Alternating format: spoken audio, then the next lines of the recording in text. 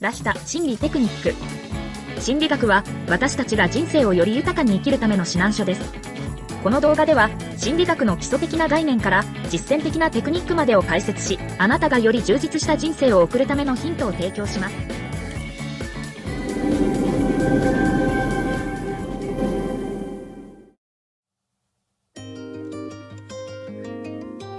パワハラをしてくる人の心理とは？パワハラの背後にある心理。こんにちは、皆さん。今回は、パワハラをしてくる人の心理とは？というテーマでお話しします。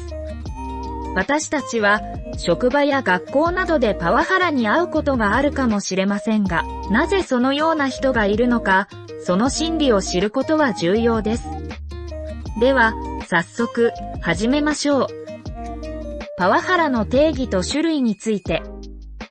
パワーハラスメント、パワハラとは、職場や学校などで上司や先輩、同僚などの立場の強い人が、意図的に弱い立場にある人に対して、嫌がらせや侮辱、脅迫などの行為を行い、精神的な苦痛を与えることを指します。具体的なパワハラの種類には、以下のようなものがあります。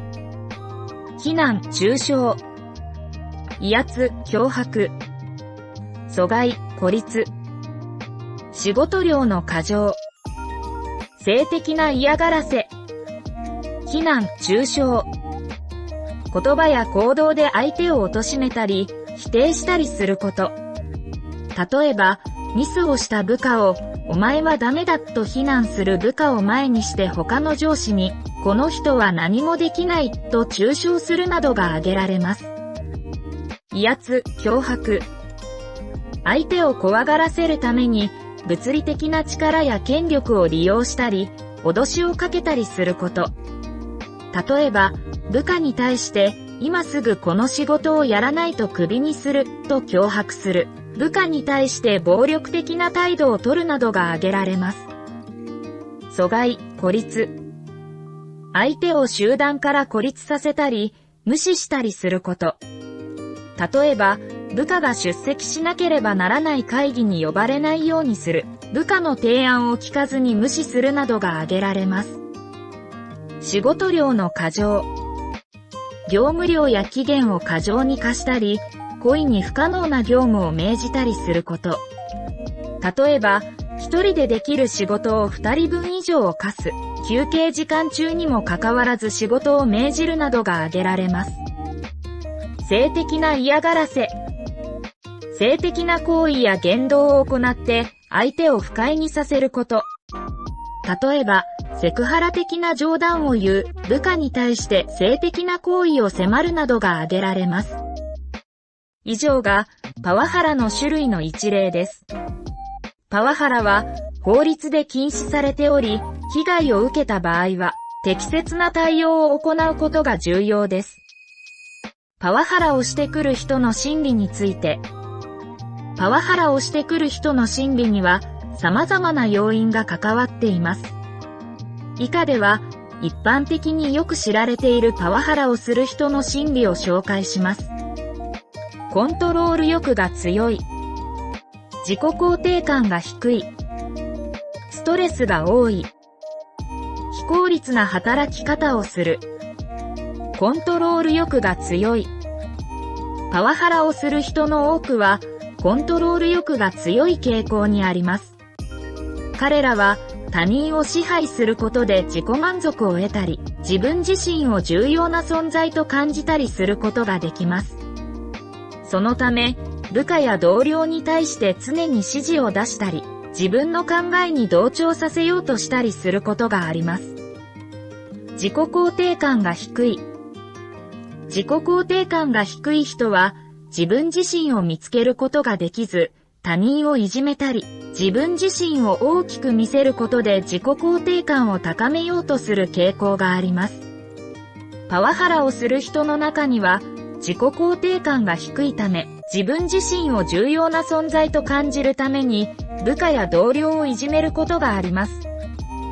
ストレスが多い。パワハラをしてくる人の中には、ストレスが多い場合があります。ストレスを抱えていると、自分自身をコントロールすることができず、他人に当たり散らすことがあります。そのため、部下や弱い立場の人に対して、イライラをぶつけたり、攻撃的な言動をとったりすることがあります。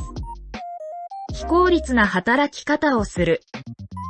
パワハラをする人の中には、効率的な働き方をすることができない場合があります。例えば、仕事の進め方がわからない、プレッシャーに弱い、責任を持つことが怖いなどの理由で、部下や同僚に対して不適切な指示を出してしまうことがあります。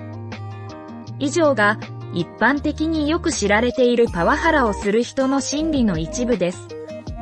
ただし、パワハラをする人の心理には、個人差があります。また、心理的な問題を抱えていることが原因で、パワハラをしてしまう場合もあります。パワハラを受けた場合の対処方法について。パワハラを受けた場合の対処方法は、以下のようなものがあります。相談先を探す。証拠を集める。相手との対話を試みる。医療機関での受診。法的手段を検討する。相談先を探す。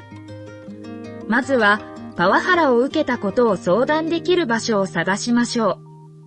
会社や団体には、パワハラ相談窓口やハラスメント相談室などが設けられている場合があります。また、労働組合や労働相談センター、弁護士に相談することもできます。証拠を集める。パワハラを受けた場合は、証拠を集めることが重要です。具体的には、メールや手紙、会話の録音、証人の証言などを集めましょう。ただし、法的に許容される証拠を集めるために、不法侵入や盗聴などの行為は行わないように注意してください。相手との対話を試みる。パワハラを受けた場合は、まずは相手との対話を試みることが大切です。ただし、相手が感情的になってしまった場合や、改善の兆しが見られない場合は、上司や人事部などに相談することも必要です。医療機関での受診。パワハラを受けたことで、ストレスやうつ病などの精神的な問題を抱える場合があります。そのため、医療機関での受診をお勧めします。医師からの診断書を取得することで、パワハラを受けたことの証明にもなります。法的手段を検討する。パワハラが継続している場合や、会社側が対応をしてくれない場合は、法的手段を検討することも必要です。弁護士に相談することで、法的なアドバイスを受けることができます。以上が、パワハラを受けた場合の対処方法の一例です。パワハラを受けた場合は、自分だけで悩まずに、周りの人に相談することが大切です。パワハラをした人の罰則。パワハラをした人に対して、法的には以下のような罰則が課せられる可能性があります。労働基準法違反による罰則。民事訴訟による損害賠償。刑事告訴による罰則。労働基準法違反による罰則。パワハラは、労働基準法に違反する行為の一つです。労働基準監督署から課せられる罰則には、法人の場合は最高で300万円の罰金、個人の場合は最高で30万円の罰金があります。民事訴訟による損害賠償。パワハラによって被害者が損害を受けた場合、民事訴訟によって損害賠償を請求することができます。損害賠償として請求できる内容には、被害者の心身の苦痛、経済的損失、名誉毀損などが含まれます。刑事告訴による罰則。一部の場合において、パワハラが刑事犯罪に該当する場合があります。例えば、傷害罪や脅迫罪などが該当する場合があります。このような場合、被害者または第三者が刑事告訴を行うことができ、有罪判決が下されると、懲役刑や罰金刑が課される場合があります。以上が、パワハラをした人に対して法的に課せられる可能性がある罰則です。ただし、具体的な罰則が課せられるかどうかは、状況や被害の程度によって異なるため、専門家に相談することをお勧めします。まとめ。以上、パワハラをしてくる人の心理と、パワハラを受けた場合の対処方法についてお話ししました。パワハラは、多くの場合、相手の問題であり、自分自身に原因があるわけではありません。パワハラを受けた場合には、まずは自分自身を守ることが大切です。そして、相手に対して積極的にアプローチすることも大切ですが、改善が見られない場合には、適切な手続きを選択することが必要です。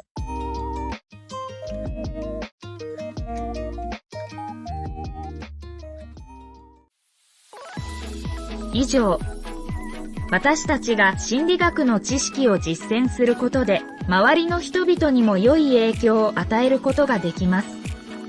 私たちが自分自身に対する理解を深め、より健康で幸せな人生を送ることができるようになると、周りの人々も同様に影響を受け、より良い関係を築くことができるでしょう。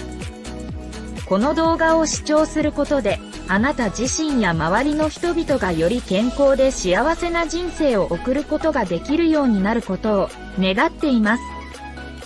心理学の知識を実践することは簡単なことではありませんが、少しずつ取り入れていくことで、自分自身と周りの人々との関係を改善し、健康で幸せな人生を送ることができるようになるでしょう。この動画が良かったら、いいね、チャンネル登録、よろしくお願いいたします。ご視聴ありがとうございました。